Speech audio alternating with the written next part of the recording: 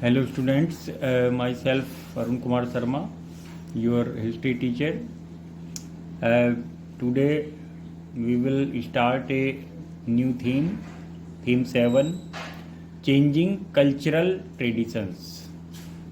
सांस्कृतिक परंपराओं में परिवर्तन.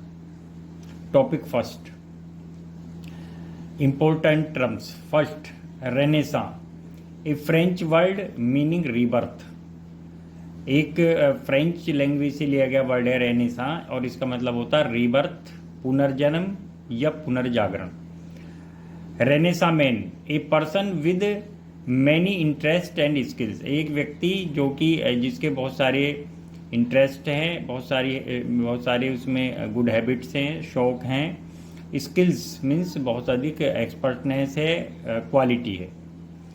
Document of indulgence, a document issued by the church with guaranteed a written promise to absolve holder all of his sins. Medieval period के दौरान this type of document of indulgence was issued by the church, and church declared that which person will bought this charter, he or she will be absolved from the all sins. यानी सभी जितने भी पाप हैं उनसे मुक्त हो जाएगा अगर ये डॉक्यूमेंट ऑफ इंटेलिजेंस कोई व्यक्ति बाय करता है, खरीदता है चर्च से. ह्यूमनिज्म, मानवतावाद, a movement which give priority to present life rather than the life thereafter. यानी ह्यूमनिज्म एक मूवमेंट था जिसका प्रायोरिटी ये थी कि जो इस समय का लाइफ है वो ज़्यादा महत्वपूर्ण है, ना कि हमारे मरने के बाद या दूसरी लाइफ में क्या हुआ. Students, our topic to study through timeline. First of all, serial numbers, years and events. 1300 AD, humanism taught at Padua university in Italy. Italy की पाडुआ यूनिवर्सिटी में ह्यूमनिज्म, मानवतावाद को एक सब्जेक्ट के रूप में पढ़ाया गया. 1341 AD, Petrarch given title the poet laureate in Rome. Rome में पेट्रार्क को पोएट लॉरेट यानी बहुत विद्वान कवि की टाइटल या उपाधि दी गई. 1314 AD, university established in Florence. Florence जो इटली का एक सिटी है इस समय भी, उसमें एक यूनिवर्सिटी स्थापित की गई. 1390 AD, Geoffrey Chaucer's Canterbury Tales published. Geoffrey Chaucer जो कि फादर ऑफ इंग्लिश लिटरेचर माने जाते हैं, उनकी कैंटरबरी टेल्स नामक एक बुक पब्लिश हुई. 1436 AD, Brunelleschi designs the Duomo of Florence. Florence में जो ड्यूमो हैं यानी एक जो चर्च में जो गुंबद बनी हुई हैं उनको डिज़ाइन किया ब्रूनेलेशी ने. 1453 AD, Ottoman Turks defeat the Byzantine ruler of Constantinople. Constantinople शहर जो अब इस समय जो समय कुस्तुतुनिया के नाम से भी जाना जाता था और आजकल ये इस्तांबुल है, शहर है टर्की में, उस पर 1453 में ऑटोमन टर्क्स यानी मुस्लिम इन्वेडर्स ने उस पर अटैक किया और वहाँ के जो क्रिश्चियन जो किंग था उसको हरा दिया, डिफीट कर दिया और उस पर ऑक्यूपाई कर लिया, कब्जा कर लिया. 1454, Gutenberg prints the Bible with movable type. Gutenberg in Germany. Gutenberg was a person who invented the printing press first time, and he print the Bible with movable type. 1484 AD, Portuguese mathematician, Portugal का जो mathematician थे, गणितज्ञ थे, calculate latitude. उन्होंने latitude को calculate किया by observing the sun को observe करके. 1492 AD, Columbus reach America. Columbus America में पहुंचा first time in history. 1495 Leonardo da Vinci prints the famous painting Last Supper को लियोनार्डो दा विंची ने paint किया। इन 16 एंड 17 सेंचुरी में 1516 AD Thomas More Utopia published, his famous book Utopia published. 1517 AD Martin Luther's write 95 theses. Martin Luther was a religious and social reformer and monk in the Germany in Wittenberg Church, and he wrote a 5 book or the papers named 95 Theses against the corrupt practices and traditions of church. 1522 AD Luther translated the Bible into German. Luther ने Bible को German भाषा में translate किया। 1525 AD peasant uprising in Germany में peasant uprising मैंने विद्रोह हुआ या रिवोल्ट हुआ। 1543 AD Andreas Vesalius writes on anatomy means होता है द साइंस ऑफ बॉडी, शरीर विज्ञान पर उसमें लिखा। 1559 AD Anglican church established in England में एंग्लिकन चर्च एस्टेब्लिश हुआ विद द किंग और क्वीन इट्स हेड, और इसके हेड होते थे वहाँ के राजा या रानी। In 1569 AD Gerhardus Mercator prepare cylindrical map of the earth. Gerhard Mercator ने पूरी दुनिया का अर्थ का एक सिलेंड्रिकल मैप बनाया। 1582 AD Gregorian calendar introduced by the pope Gregory third. Pope Gregory third ने ग्रेगोरियन कैलेंडर को इंट्रोड्यूस कराया, और ये कौन सा कैलेंडर है जिसका हम आज भी यूज़ करते हैं? It is known also as the Christian calendar.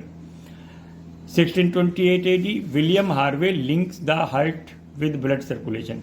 William Harvey ने कहा कि हमारा हार्ट है वो ब्लड सर्कुलेशन उसमें लगातार होती रहती है। 1673 AD academy of sciences setup in Paris में साइंस एकेडमी सेटअप हुई। 1687 AD Isaac Newton Principia Mathematica publish. Isaac Newton की बुक जिसका नाम था Principia Mathematica and it was published in the year 1687 AD। Students topic 2 mention a few persons that were responsible for the emergence of Renaissance in Europe।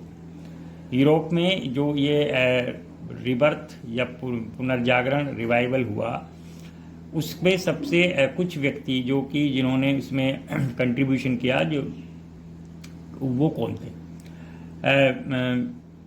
First emergence of middle class. एक तो middle class जो थी, ये एक new class थी जो कि emerge हो रही थी, उन्होंने इसमें बहुत कंट्रीब्यूट किया। Second growth of printing press and literature. Printing press और लिटरेचर ने भी बहुत अधिक महत्वपूर्ण भूमिका निभाई। एंड फॉल ऑफ फ्यूडलिज्म, और फ्यूडलिज्म यानी सामंतवाद, उसका भी पतन या डिक्लाइन हो गया। Topic 3 the few persons who played a crucial role in bringing renaissance movement. जो रेनेसा मूवमेंट में लाने में जिन्होंने महत्वपूर्ण भूमिका निभाई। Dante, Erasmus, Petrarch and Thomas More. These were the famous and persons who contributed in the Renaissance during medieval period in Europe. Topic 4 who was Martin Luther? Martin Luther कौन था? Martin Luther was one of the great exponents of the Reformation of Catholic Church. Catholic Church में जो reformation हुआ, उसका जो exponent सबसे बड़ा, जो उसको इनोग्रेटर, प्रतिपादक, शुरुआत करने वाला, हार्बिंगर, वो मार्टिन लूथर था।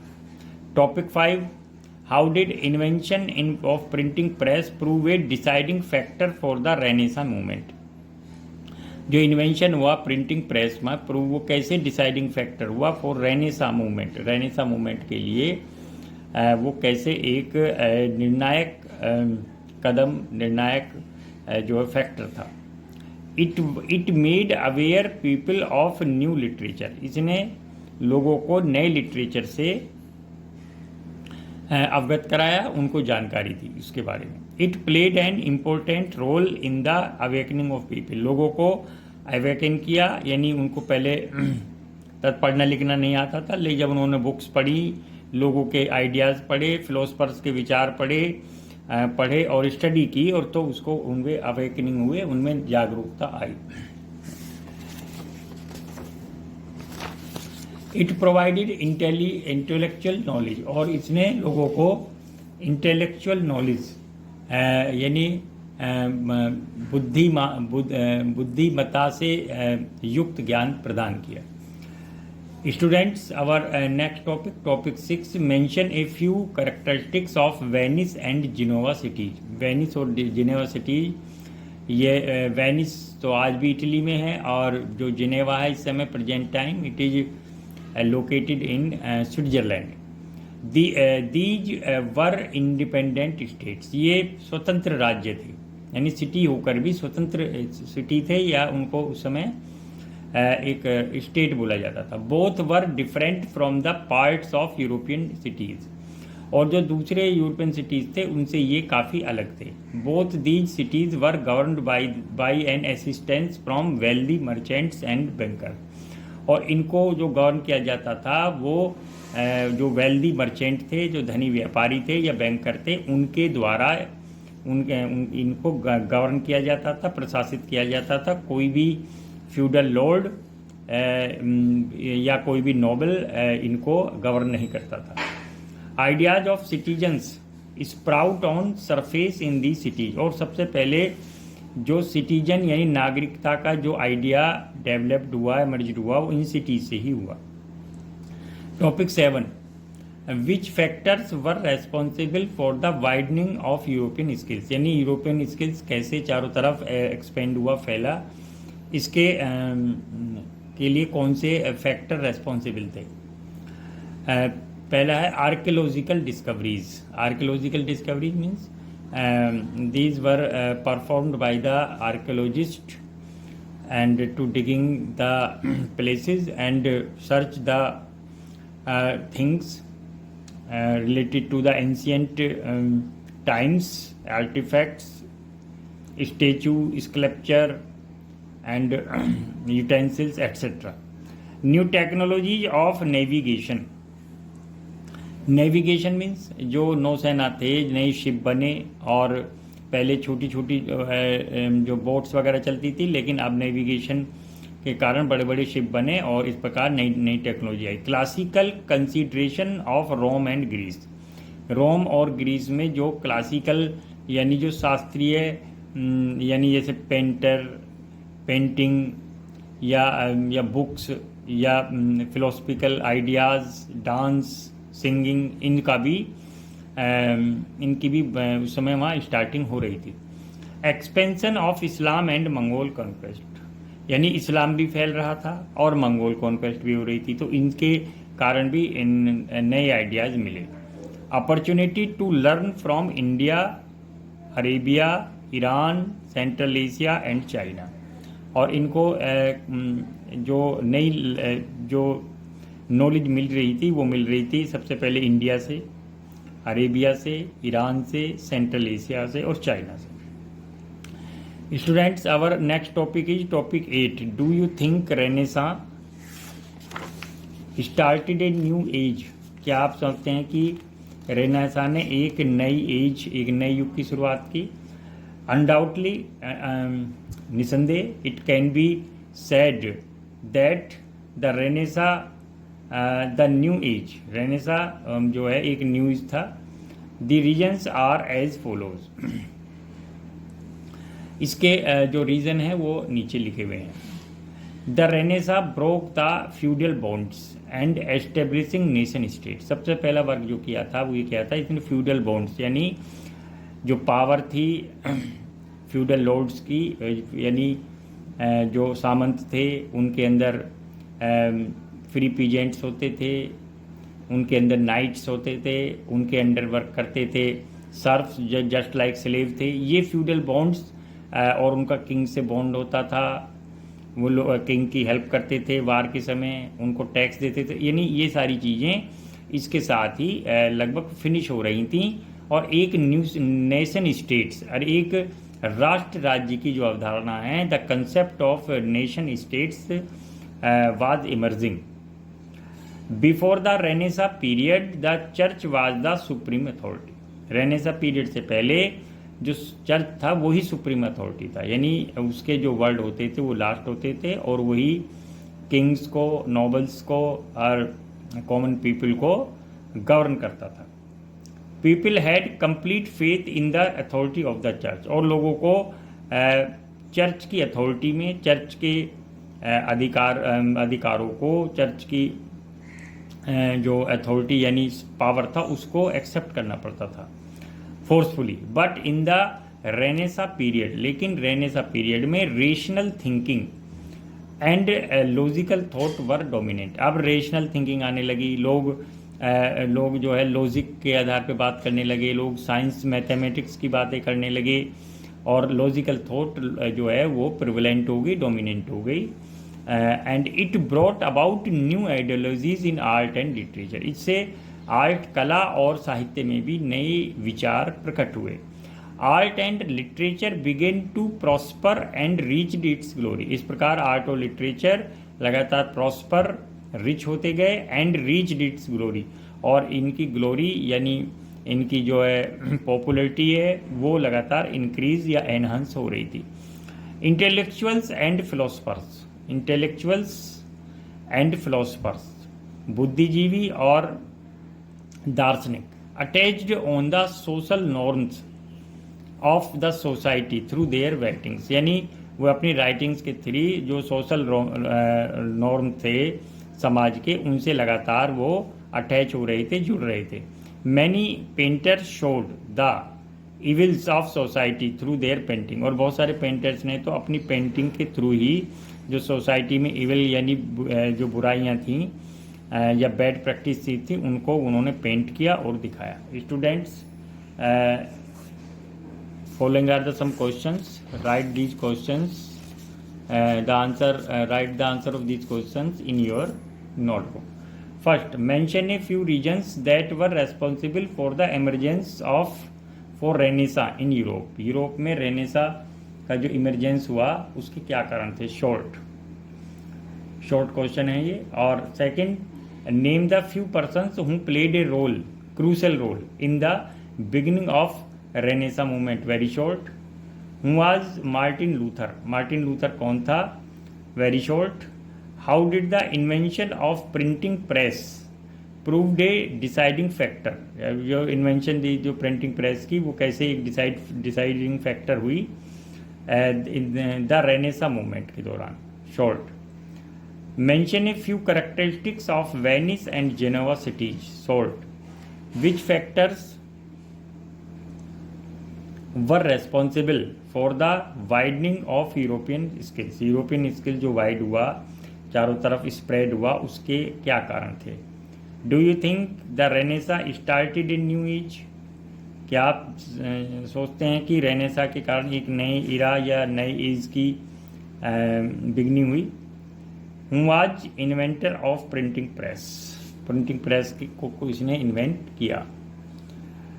And who introduced Gregorian calendar, Gregorian calendar को किसने इंट्रोड्यूस किया? Very short. 10, who prepare cylindrical map of world, world का सिलेंड्रिकल मैप किसने बनाया? Thank you very much.